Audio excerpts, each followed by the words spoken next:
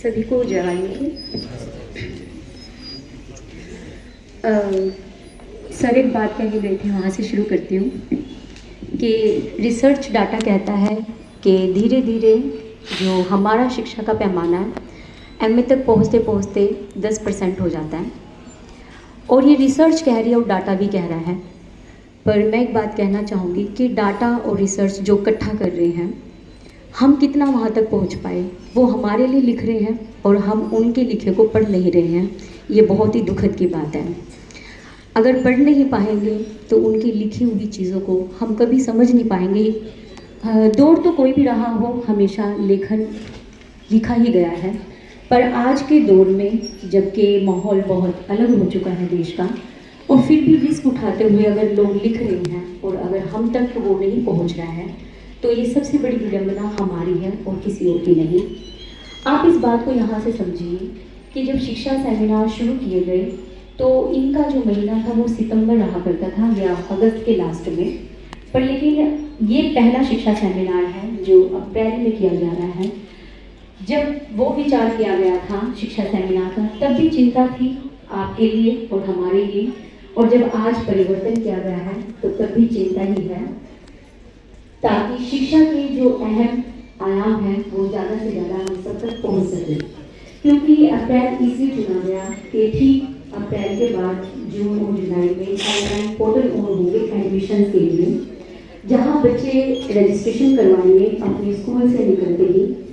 ये तो है कि जैसे ही स्कूलिंग खत्म होती है आप कॉलेज की तरफ जाते हैं, कॉलेज में आपको माहौल मिलता है बड़ा, कॉलेज बड़ा है, वातावरण भी बड़ा है, किताबें भी थोड़ी बड़ी होती हैं और आपको कई तरीके की चीज़ें बड़ी ही दिखाई देती हैं, पर आपको ये भी पता होना चाहिए आपका कदम भी बड़ा है, पर वो वहाँ तक पहुँचता है या नहीं पहुँचता है, ये डिपेंड आप पे है।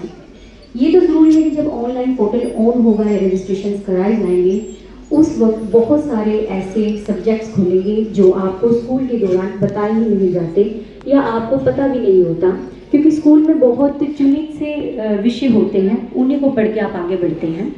पर लेकिन मैं ये कह सकती हूँ कि जैसे कहा कि स्कूल में जो टीचर्स हैं उनको स्किल पता चल जाता है बच्चे की कि वो किस फील्ड में जा सकता है, पर लेकिन यहाँ पर थोड़ा सा जो स्कूल के टीचर्स हैं उनकी भी थोड़ी सी है कि वो बच्चे को ठीक से गाइड नहीं कर पाए कि ताकि वो बच्चा जब भी कॉलेज में जाए तो वो कौन सी स्किल को अपना के किस विषय को चुने ताकि वो आगे बढ़ सके। आज ये काम नहीं किया जा रहा है। ऐसे में सबसे बड़ी जिम्मेवारी बच्चे की खुद की हो जाती है, जैसे कि हमारी, क्योंकि हमारी जिम्मेवारी ज़्यादा बड़ी है। मैंने एडमिशन्स में मैं अधिकतर रहती हूँ, तो मैं कई बार बहुत सारे बच्चों को, जब हम बच्चे आते हैं और लिस्ट दिखाते हैं, तो कई बार बच्चे कई विषयों का चुनाव इसलिए नहीं करते कि उन्होंने पहली बार उनके नाम सुने होते हैं, पर लेकिन जब आपने पहली बार नाम सुने हैं तो आपको उनकी संभावनाएं और उनके स्थान का भी नहीं पता होता, इसलिए वो स्कूल के विषयों को ही चुनकर आगे बढ़ते हैं। कई बार डरते हैं किसी नए विषय को लेते हुए कि कहीं फेल ना हो जाए। इसीलिए ये शिक्षा सेमिनार किया जा रहा है ताकि आपको बहुत सारे विषयों के बारे में बताया जा सके और हम सबसे भी आप कॉल कर सकते हैं। और इसी दिशा में मैं इसलिए भी कह सकती हूँ कि जब स्कूल में आप टीचर्स से मिलते हैं तो कई बार आपको वही कैटेगरी वाली बात है कि कैटेगरी के हिसाब से देख के कई बार अच्छी चीज़ें नहीं भी बताई जाती, और कई बार ऐसा भी होता है जैसे सर ने कहा था कि वर्कलोड बढ़ाने के लिए आपको किसी भी विषय को थमा दिया जाएगा ताकि उस टीचर का वर्कलोड बढ़ जाए और आपका भविष्य किस तरीके से ख़राब हो जाएगा आपको पता भी नहीं चलेगा। इसके लिए मैं एक चीज़ और बता सकती हूँ आपको कि हमारे एक बच्चा जो मुझे अपने कॉलेज में मिला कि जब उसने अपनी ग्रेजुएशन शुरू की, क्योंकि आज का दौर बड़ा ही शॉर्टकट वाला चला हुआ है कि बच्चे बड़ी जल्दी से रोज़गार प्राप्त करना चाहते हैं, पर ये ऐसा नहीं है। आपको शिक्षित पूर्ण होना पड़ेगा तभी आप रोज़गार तक पहुंच सकते हैं। बच्चे ने बीए में रहते रहते किसी एक बच्चे के साथ उसका लिंकअप हुआ और छोटी मोटी रील्स और एल्बम्स निकालनी शुरू की। बच्चा पूरी तरीके से एक तरफ इन्वॉल्व हो गया और उसने अपनी स्टडी को एक तरफ रख दिया। अब जिस बच्चे के साथ वो इन्वॉल्व हुआ था वो बच्चा अपनी ग्रेजुएशन कंप्लीट कर गया और एक दिन लेटर लेके आता है कि भी मेरे लेटर पे साइन कर दीजिए क्योंकि मुझे विदेश जाना है पढ़ाई करने के लिए। जब अपने बच्चे के बारे में मैंने पूछा तो वो कम से कम 4 सेमेस्टर्स में लीव लेके बैठा है और अभी तक उसकी ग्रेजुएशन कंप्लीट नहीं हुई है। ये आज के दौर में ये चीज़ें चल रही हैं। आपके इस पास ये समझ ज़रूर होनी चाहिए कि जब आप किसी भी विषय को लेकर चलें, या एक बार शिक्षा जब आप ले लें, या एक बार आप विषय चुन लें, तो आप उस विषय को पूरी तरीके से आगे बढ़ाएं, अपनी शिक्षा को पूरी करें। ऐसा मेरे साथ भी हुआ था कि जब मैं कॉलेज में गई तो मैं सब्जेक्ट कुछ और चूज़ करके गई थी, पर लेकिन वहाँ पर बैठे हुए टीचर्स ने मुझे सब्जेक्ट कुछ और दिए। पर लेकिन जब एक बार सब्जेक्ट मिल गया तो उसके बाद ये तय किया कि इसी सब्जेक्ट को लेकर आगे बढ़ेंगे और सफल भी होंगे। इसी सोच के साथ भी चलना चाहिए। आप ये नहीं कह सकते कि हाँ भाई हम आगे तक चले, पर कई बार ऐसा भी होता है कि बहुत थोड़ी सी देर के बाद या थोड़ा आगे चलने के बाद आपको समझ आए कि ये विषय मेरा सही नहीं था या मेरा इंटरेस्ट नहीं था। तो ऐसे में बच्चा थोड़ा चलता है। जैसे हम कई बार कहते हैं जीवन में बहुत सारी समस्याएं हैं, सबका समाधान ऐसे नहीं है कि आप बैठ जाएं। समाधान तो तब है जब आप आगे की तरफ चलें। अगर आपको विषय का समझ नहीं आ रहा तो थोड़ा कदम पीछे ले लें दोबारा से और फिर चल पड़े। जीवन भी ऐसा ही है। और मैंने फिर एक बच्चे की और बात सुनी, एक बच्चा जिसके 4-5 सेमेस्टर कंप्लीट हो चुके हैं और उसे बहुत बाद में जाके ये पता चला कि वो फिलोसफी में अपना बढ़ाना चाहता है आगे अपने विषय को, और फिलोसफी उसने अपने सब्जेक्ट में रखी ही नहीं थी। अब उसे ये हुआ कि उसे एडिशनल पढ़ना पड़ेगा और पीछे की सारी चीज़ें पूरी करके वो इस सब्जेक्ट के आगे बढ़ सकता है। इसलिए भी दिक्कत है क्योंकि बच्चों को ना तो पता है और ना ही बताने वाले ठीक से गाइड कर रहे हैं। इसीलिए सेमिनार रखे जाते हैं ताकि आप अपने विषय के बारे में ज़्यादा से ज़्यादा जानकारी हासिल कर सकें, और कोई दिक्कत आए तो आप हमें कॉल भी कर सकते हैं। और एक चीज़ जो मुझे और बतानी थी कि आजकल एक चीज़ बहुत कि भी रोज़गार को लेके आप ये बात तो समझिए कि डिग्री ज़रूरी नहीं आपको रोज़गार दिलाए। ये सभी ने कहा है, ये बहुत ज़रूरी बात भी है कि रोज़गार तो कई बार वो बच्चे भी हासिल कर लेते हैं जो किसी भी तरीके से पढ़े हुए नहीं होते। हाँ, शिक्षा आपके रोज़गार को पूरी तरीके से परिपक्व भी बनाती है और आपके रोज़गार की व्यवस्था को सुधारने में मदद भी करती है। इस तरफ से भी आप सोचने की कोशिश कीजिए। आप इसमें सबसे बड़ी बात ये कीजिए कि आपने सृष्टिकर्ता वाल्मीकि दयावान के हाथ में कलम है और वही बाबा साहब के हाथ में भी कलम है। ये दोनों ही शिक्षा की तरफ इशारा कर रहे हैं, और शिक्षा के साथ साथ इसी तरीके से ये लोग जैसे खुशी ने कहा कि तर्क होना चाहिए। शिक्षा हमें तर्क ही देती है और उस तर्क के आधार पर ही रोजगार भी बनाए जाते हैं और चलाए जाते हैं। इसी हिसाब में आप मैं एक चीज़ और कहना चाहूँगी आपको कि रोज़गार सिर्फ ये ना माने कि ये एक आर्थिक, वो तो है, ये एक बड़ी चीज़ है कि जब आर्थिक चीज़ें ठीक होती हैं तो आप रोज़गार की तरफ इसीलिए भागते हैं ताकि जो मंदी है, समस्याएं हैं, समाधान है, वो यहाँ से निकल जाएं। पर लेकिन रोज़गार कई बार आपको मानसिक शांति भी देता है, जो क्योंकि घर की व्यवस्थाओं को बनते हुए, जैसे सर कह रहे थे कि भी एक बच्चा पहले कहीं काम करके जाएगा फिर वो स्कूल तक पहुँचेगा, ये उसकी जो दिमाग की जो मानसिकता खराब हो रही है, क्योंकि वो शिक्षा में पूरी तरीके से अपना ध्यान नहीं लगा सकता, क्योंकि जब तक वो अपने वहाँ रोज़गार और घर की जो आर्थिक तंगी है उसको वो झेल रहा है। इसीलिए रोज़गार और शिक्षा, मैं पहले कहूँ कि शिक्षा आपकी मानसिक तनाव को कम करती है, इसीलिए आप इसको आगे बढ़ाते रोज़गार तक भी लेके जा सकते हैं।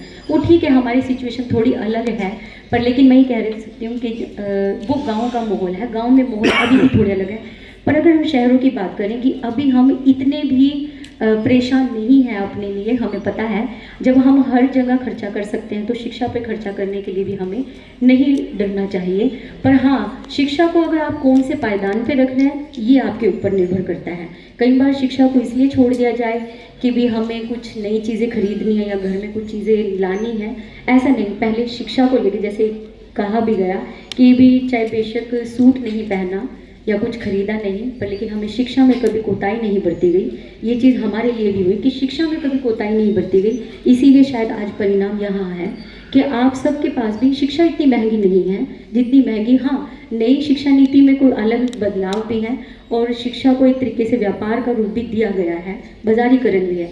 पर लेकिन हमारे जो मौलिक अधिकार जो बाबा साहब द्वारा दिए गए हैं, जिसमें शिक्षा एक बड़ी चीज़ है, उसमें हमें ये अधिकार भी है कि शिक्षा का जो पैसा है वो बहुत कम है, पर बशर्त यह है कि आप उसे कितना पढ़ना चाहें और उस दिशा में आप काम करना चाहें। अब मैं एक चीज़ और बताती हूँ कि आजकल एक चीज़ बड़ी आई कि बच्चों ने ऑनलाइन चीज़ें देख के अपने आप को उस हिसाब से ढाल लिया। मैं एक चीज़ बताती हूँ, जब आप शिक्षित होते हैं तो व्यवहार को कायम करना ज़रूर सीखें। अभी एक बच्चा आया था, शायद स्टेज तक आते आते उसने, जब उसका नाम अनाउंस हुआ तो उसने अपनी सीट से उठते ही मोबाइल को ऑन किया और वो आते आते मोबाइल लेके यहाँ तक आ गया। मुझे याद नहीं आ रहा है। तो ये भी शिक्षा का व्यवहार नहीं है कि आप सेमिनार हॉल में बैठे हैं और आपको एक शिक्षा के लिए ही बुलाया गया और आप अपना फ़ोन लेकर डाइस तक आए और फ़ोन में ही देख के, बेशक 2 लाइन बोलनी थी, कुछ लोग अपना नाम बोल के भी निकले हैं। तो इस व्यवहार को कायम रखना भी बहुत ज़्यादा ज़रूरी है। मैं 2 दिन पहले मैं एक प्रैक्टिकल लेने गई, मुझे आज भी याद है कि प्रैक्टिकल के दौरान किसी एक फेमस चेहरे को प्रैक्टिकल बनाना था। तो लड़की ने एक फ़ोटो लगाया हुआ आलिया भट्ट का, और फ़ोटो में आलिया भट्ट का जो फ़ोटो था वो लड़की आँख ब्लिंक कर रही है। अब सोचिए कि एक बच्चे के दिमाग में क्या पिक्चर है कि उसने अपनी प्रैक्टिकल फाइल में लड़की आलिया भट्ट का फ़ोटो ब्लिंक करते हुए लगाया है, जबकि उसके टीचर भी देखेंगे और मैं इंटरनल एग्जामिनर गई हूँ, मेरे पास भी वो आएगा। मैंने उस बच्चे से पूछा कि ये फ़ोटो क्यों लगाया गया है। उसने कहा मुझे पसंद है। मैंने कहा इसके हज़ारों फ़ोटो और भी हो सकते हैं, आपने वो क्यों नहीं लगाया? कहती नहीं, इसमें क्या खराबी है, ये आज की सोच चल रही है। मैंने कहा आपको ये नहीं पता कि आप टीचर के सामने बैठे हैं और इसमें लड़की ब्लिंक कर रही है। अगर लड़की पसंद, आपके ये शौक आपके फ्रेंड्स के बीच में तो चल सकते हैं, पर टीचर्स के साथ ये वाला शौक आपका नहीं चल सकता, क्योंकि टीचर और स्टूडेंट्स के बीच एक मर्यादा है, उस मर्यादा को भी कायम रखिए। और यही चीज़ मैं आप सबके लिए भी कहती हूँ कि टीचर्स के साथ या अपने पेरेंट्स के साथ भी, ये भी बहुत बुरा सुनने में आ रहा है कि पेरेंट्स के साथ भी व्यवहार ठीक से नहीं किया जा रहा। पेरेंट्स आजकल नहीं करते हैं, चाहे, और एक तो सबसे बड़ी बात मोबाइल को लेके भी मैंने कई बार चीज़ें देखी हैं कि मोबाइल के लिए बड़ी जिद की जाती है। तो इससे बचने के लिए यही कह सकते हो कि प्लीज़ आप उनकी बच्चों की हर बात को ना मानें, जो जायज़ हो उस बात को मानिए। 2 दिन पहले मुझे एक लेडी मिली जिनके दोनों बच्चे 9th और 10th में फेल हो गए। माँ रो रही है क्योंकि वो घरों में काम करती है और बच्चे इसलिए लड़ रहे हैं अपनी माँ से कि उनको रेंजर साइकिल चाहिए स्कूल तक जाने के लिए, जबकि स्कूल में वो दोनों बच्चे फेल हो चुके हैं और उन्हें किसी भी स्कूल में एडमिशन नहीं मिल रहा है। तो सोचिए क्या बच्चे इस चीज़ को देख रहे हैं कि हमारी मदर सुबह से लेकर शाम तक घरों में जाके काम कर रही है और वो फिर भी अपनी माँ से ये बात कह रहे हैं कि हमें रेंजर साइकिल चाहिए, जो बहुत महंगी है। अब ये चीज़ जो बच्चों की गलत आदतों को जो आप पकड़ते हैं या उनको पूरा करते हैं, ये तब आती है। अगर बच्चा नहीं पढ़ रहा है तो आप उसे काम पे लगा दो, कहिए कि भी ठीक है, या तो उसको टाइट करने के लिए आप कम से कम पढ़ाई के लिए तो आपको करना ही पड़ेगा, वरना बच्चे अपनी कल के दिन तो रेंजर है, कल के दिन कुछ और भी चीज़ जाए मांग सकते हैं। आज मोबाइल सबसे बड़ी चीज़ हो चुकी है। इन सबसे बचने के लिए भी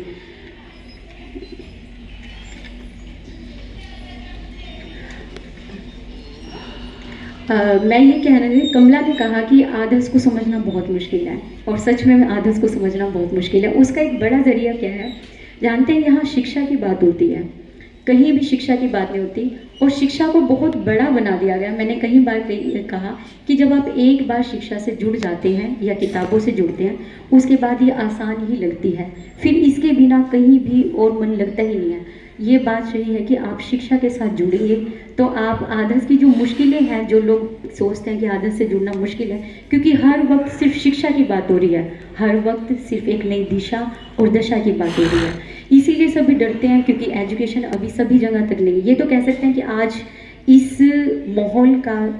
हॉल का जो परिणाम है वो प्लस में है, पर लेकिन एक बड़ा तबका आज भी इससे वंचित है, जिससे कई बार हम भी मिलते हैं, और बहुत जो डाइस पे टीचर्स बैठे हैं वो अपने अपने कॉलेज में मिलते हैं जिन्हें शिक्षा के प्रति कोई भी रुझान नहीं है। वो कई बार कॉलेज में सिर्फ तफरी के लिए आते हैं या माँ बाप का पैसा खराब करने के लिए। इसीलिए यहाँ ये तो कह सकती हूँ कि इस हॉल में एक खासियत ये है कि यहाँ बहुत छोटे बच्चे भी आए हैं और वो पेन और डायरीज उनके हाथ में, बेशक वो उनसे खेल रहे हैं, पर ये भी एक प्लस पॉइंट है कि वो खेलने के लिए पेन और कॉपी का इस्तेमाल कर रहे हैं। ये सबसे अच्छी बात है इस शिक्षा सेमिनार की। हाँ, एक चीज़ और मदर, कि घर में जो माहौल है शिक्षा का, वो घर के माहौल को बनाए रखने में माँ का बड़ा हिस्सा होता है। मैं मानती हूँ माँ को किसी डिग्री की ज़रूरत नहीं है, माँ अपने आप में परिपक्व है। हमारी माँ और बाप सृष्टिकर्ता वाल्मीकि दयावान है, उनके बाद जो हमारी माँ जिसने हमें जन्म दिया है, उसको किसी डिग्री की आवश्यकता नहीं है। वो बच्चों को हर तरीके से, पूरी तरीके से शिक्षित कर सकती है। वो एक बात अलग है कि एकेडमिक शिक्षा बाहर, पर घर की जो व्यवहार की शिक्षा है वो माँ ही देती है। तो आपके अंदर कोई कमी नहीं है, आप परिपक्व माएँ हैं, आप अपने बच्चों को साथ यहाँ लेके आई हैं, और एक मदर जिनके बच्चे हम भी यहाँ हैं, तो आप खुद अपने आप में परिपूर्ण है, अपने बच्चों को वो माहौल दीजिए, शिक्षा को बनाइए।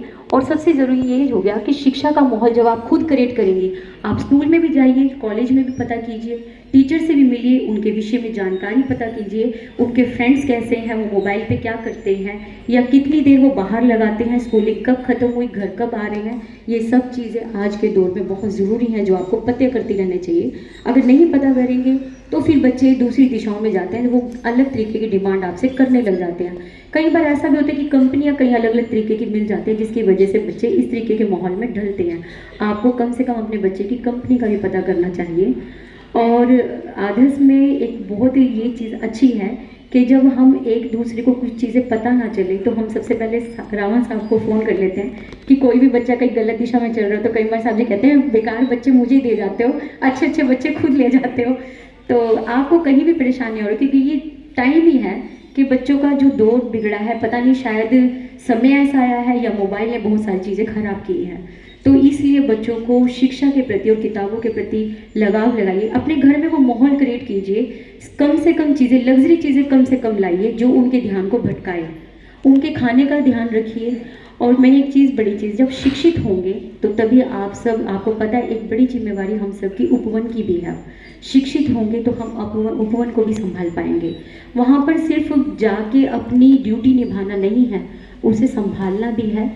चाहे वो हम आध्यात्मिक रूप से बनाए, चाहे उसमें लाइब्रेरी भी है, उसे एजुकेशन से भी जोड़ना है। वहाँ पर स्कूल या यूनिवर्सिटीज़ भी बननी है, वहाँ पर उन चीज़ों को भी संभालना है। किताबें भी हैं, सब चीज़ें हैं जो एजुकेशन से चली हैं। तो आप सबको उन सब चीज़ों के साथ जुड़ने के लिए एजुकेट होना बहुत ज़रूरी है।